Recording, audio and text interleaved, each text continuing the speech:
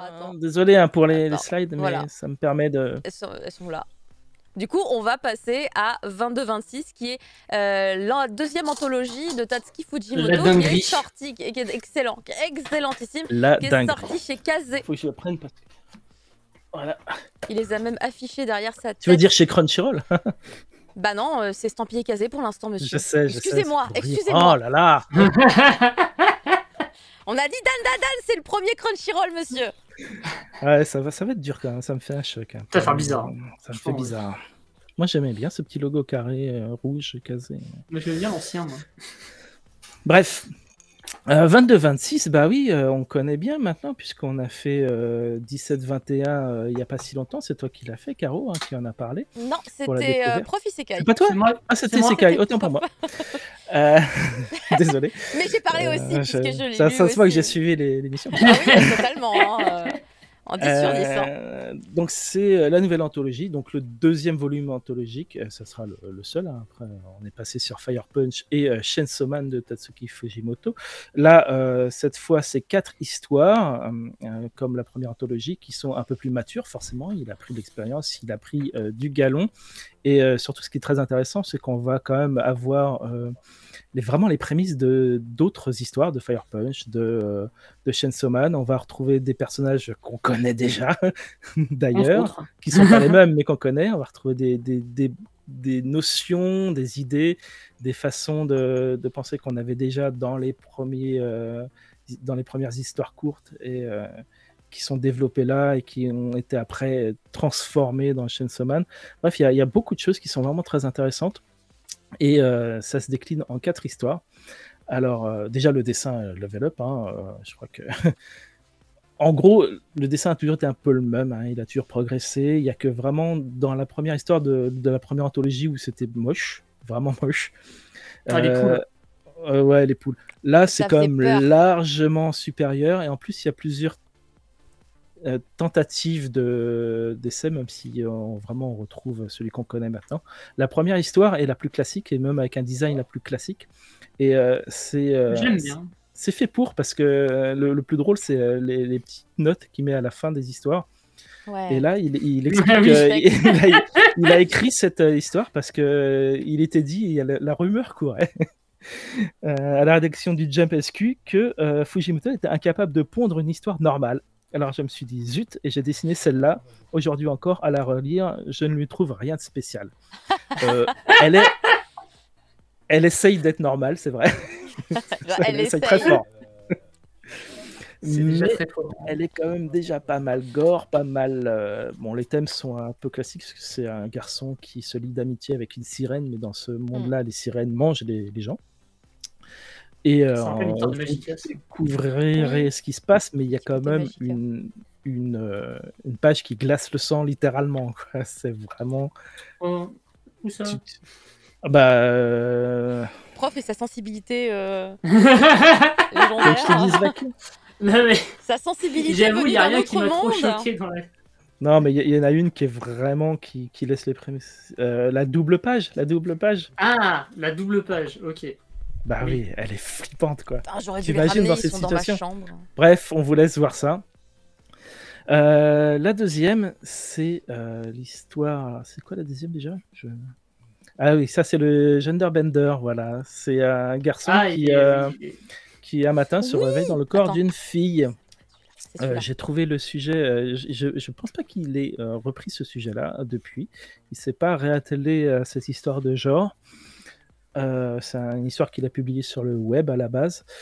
J'ai trouvé casse-gueule, mais il s'en sort à peu près bien, même si bon, il jongle un peu, hein, je trouve, avec le sujet. C'est pas ma favorite, voilà. Mais toi, tu l'aimes bien, Caro, je crois, cette histoire. Ouais. Vas-y, raconte un peu. En vrai, c'est sympa. Hein.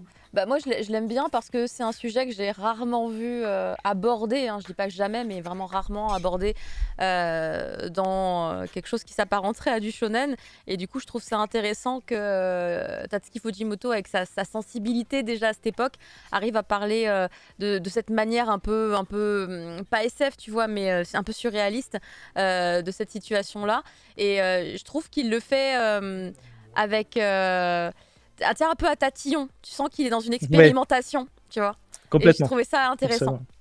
Ah oui, vraiment, on sent qu'il expérimente, qu'il essaye. Il teste. Il y a quelques maladresses, je trouve, dans le récit, parce que vraiment, c'est casse-gueule ce qu'il fait. Mais c'est délicat. En fait, le truc, c'est que c'est un sujet délicat. Mais comme il y a ce côté un peu paranormal, tu vois, on sent qu'on est dans...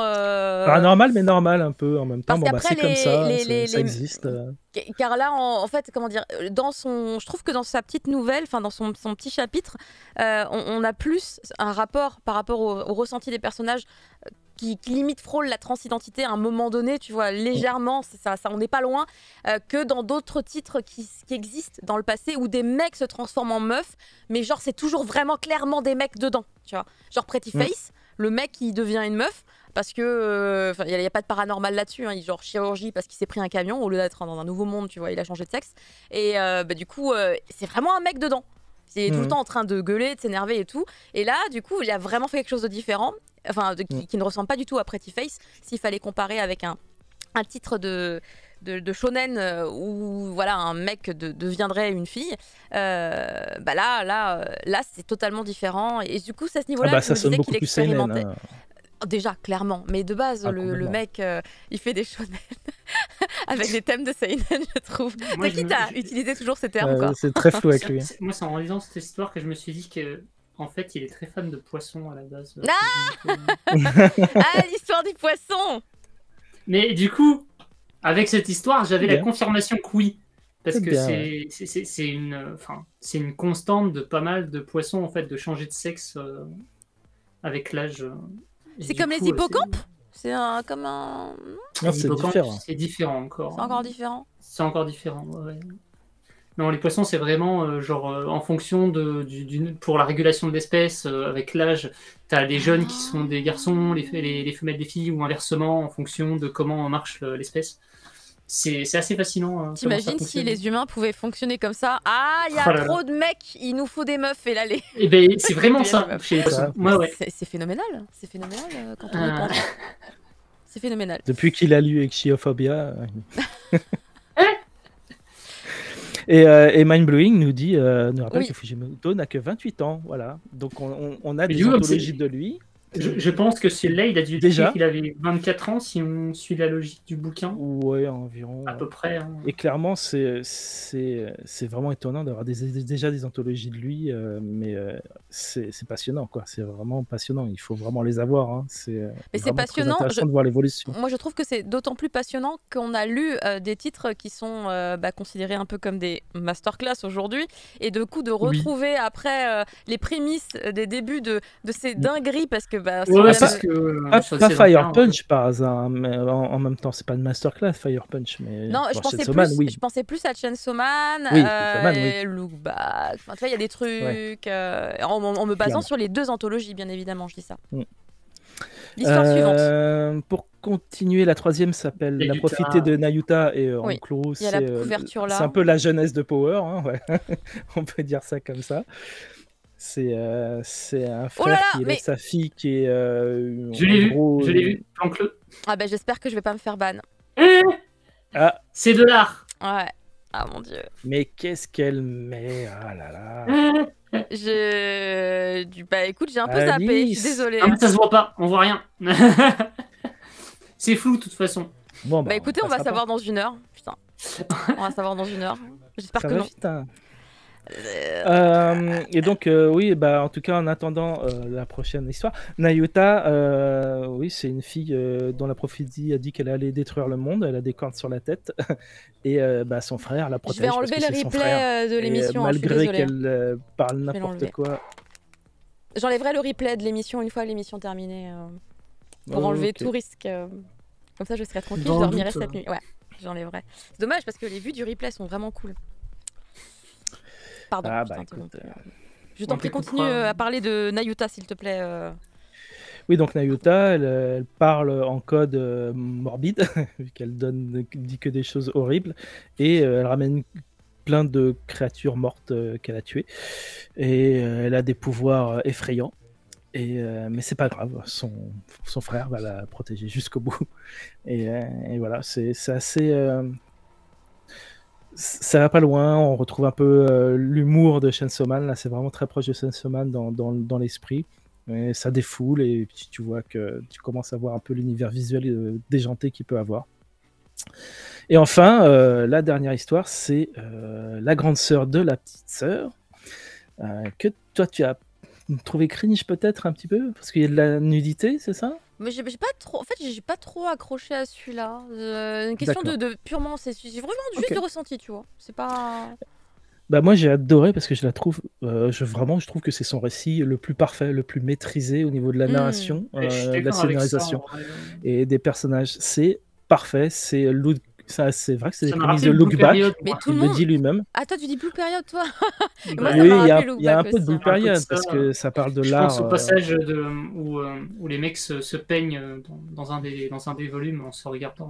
Bah ouais, ça parle de la nudité, mais c'est pas, l'art n'est pas le sujet ici. L'art n'est pas le sujet. Non.